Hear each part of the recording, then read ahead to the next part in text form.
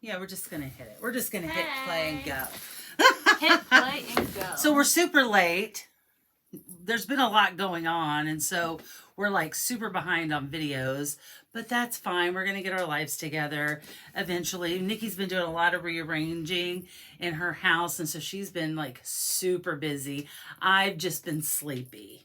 So I've just been sleeping. I feel like every week we take on some new giant project. Yeah.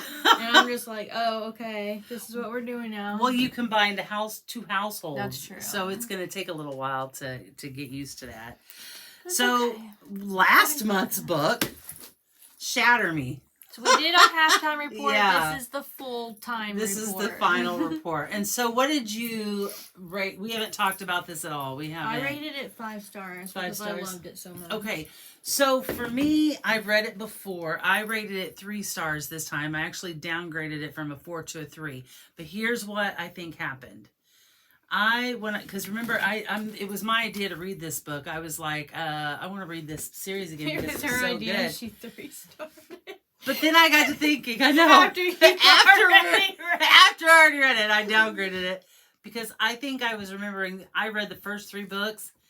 And this book is literally just a setup. It's just setting up the situation. It's like A Court of Thorns and Roses. Yeah. It's just setting up the situation. Yeah.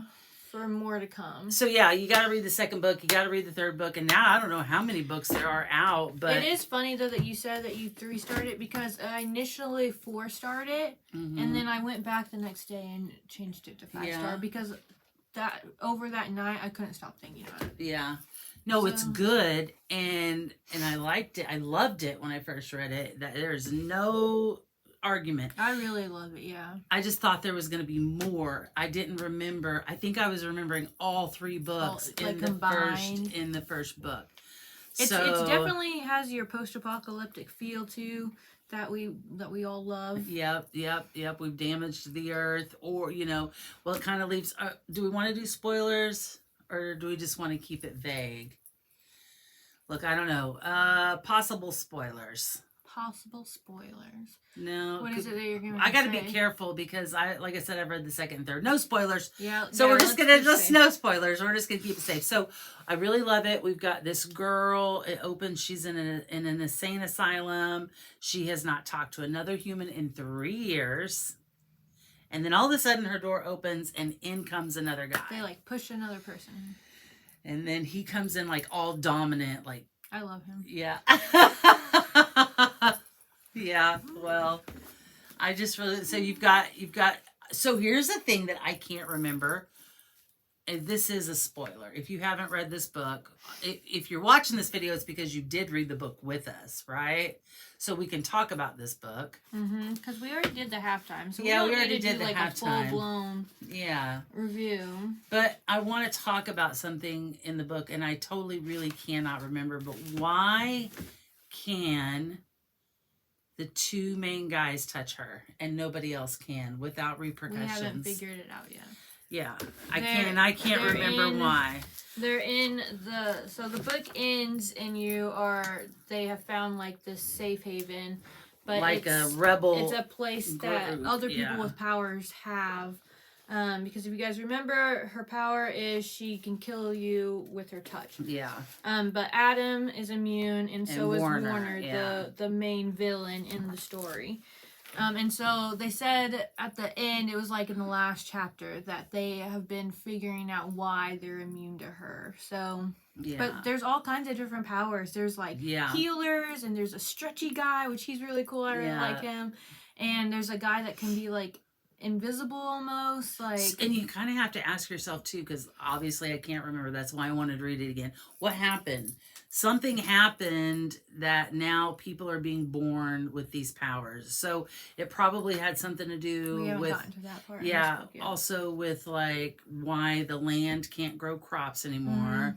Or it's just the whole, the government has kind of lied to all of the citizens about these things that, because the safe haven, she's like, wait, there's food here. Like, there's real food. Bananas. And they've been serving them, like, the military packaged food, you know, that you throw in the microwave and out comes, like, a casserole. Mm-hmm. Like, that's what they've been eating, because they've been told these things, that water is scarce, food is scarce, the animals don't, and it's not true at all. So they figured out all of these lies of the government. Or if it's not true, it's not to the extent, that they are saying that it is, or perhaps the earth is healing itself. We don't really know. They have a whole like underground bunker. Yeah.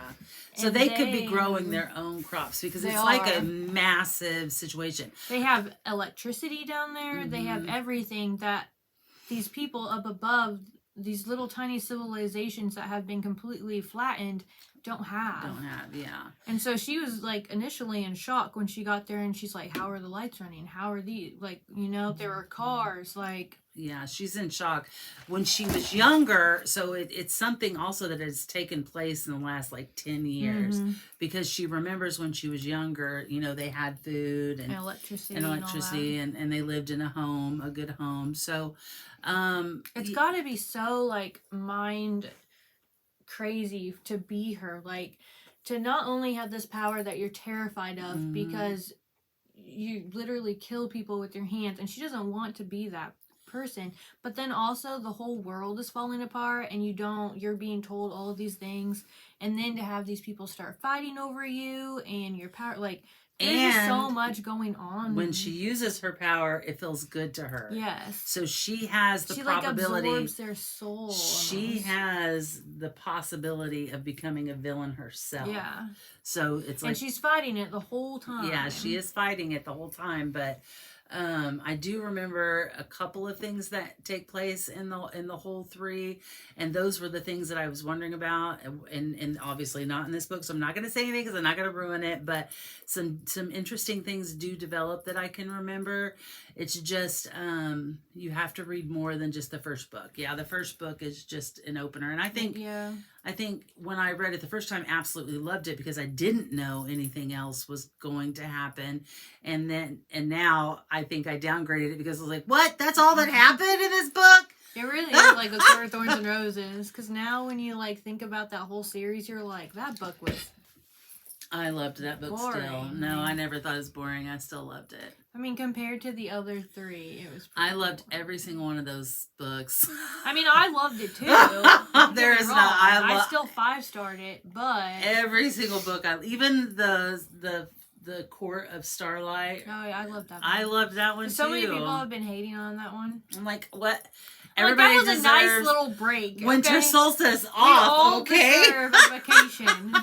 Let us have a break. I thought it was just nice to see into our inner circle, like how they really live their real life, like plus when there's not wars and villains going around. And we got some insight on Nesta and like what was going on with Nesta that I feel like I didn't skip it. A lot of people did skip it, but I feel like I had more insight on Nesta going into Silver Court of Flames because of the Frost and Starlight. I hated Nesta all the way up until Silver Flames. Josh is You did? Remember? Because you were like, you're going to love her more than Fair. And I was like, no. And then I'm like, yes. I actually started liking Nesta.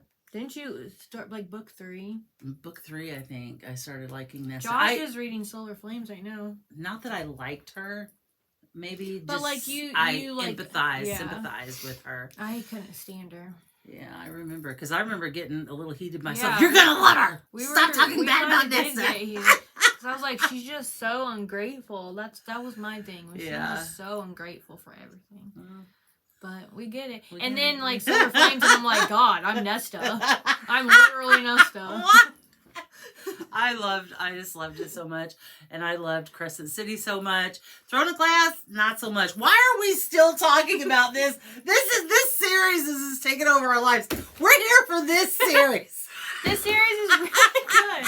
Don't get us wrong. What is happening to We just heard Tahereh Mafi. She, this is actually the only books I've read by her, the first 3 of these, but she did that really, dang, I should have brought it. She did. The beautiful, colorful, it's not in here, it's in the other room. Yeah, so Yeah, I mean, she has quite a few books out. yeah, Nikki made us house protection spells today. It brings peace into your Peace, home. that's what it is. Peace Protection spells have black wax. Oh, gosh, she's becoming such a good witch. Anyways, we love them. Tyler said that we're going to be the characters in Hocus Pocus 3. Yes, we are! I was like, yeah, you know. Anyways, that's all we got to say about that. Read it. We're reading the Forest of Hands and Teeth now, so join us. Are we going to do that Saturday? Yeah, this Saturday at 3 p.m. That's March 18th. Yeah, we'll be going live to talk about the first half of that book. That book is good. Spoiler alert, I read the whole thing. Spoiler alert, I don't have spoilers because I'm only on chapter like 9, but it's good. And it's like a zombie post-apocalyptic too. Oh yeah, and I didn't know that. I didn't either. We literally didn't read the synopsis. I literally was just trying to find a book that was like 300 pages or less. Because she had so much stuff going on. Yeah. And I was like, 303, this is it. Done. And now we're like, oh my God, it was so good. Where has this book been? I could not put it down. I read it and like I know I was supposed to stop. Also, it was in Roman numerals, and I don't know what Roman numerals 18. What? So I was like, it's fine. We'll just keep going. So, if you want to read to chapter 18 on that and meet us on Saturday, we'll be there. 3 p.m. Thanks, guys. Bye. Subscribe and like. Bye.